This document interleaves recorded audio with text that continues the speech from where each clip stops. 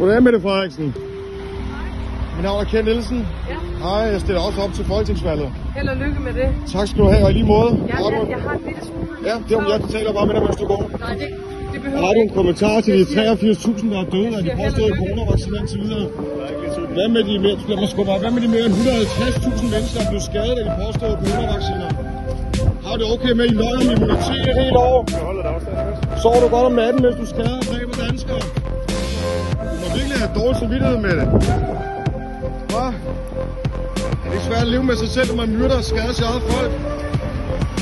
Er du bare en iskold dame, der bare er ligeglad med, at du dræber og skader andre?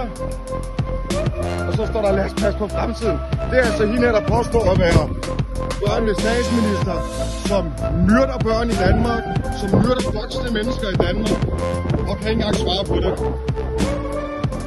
Hold kæft, nok. Det kan jeg se. Vi skal sikre ID for dig. Ja. Kan du bare navne personnummer, ikke? Ja, det er ID.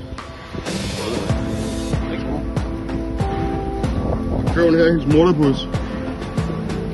Det er for helvede.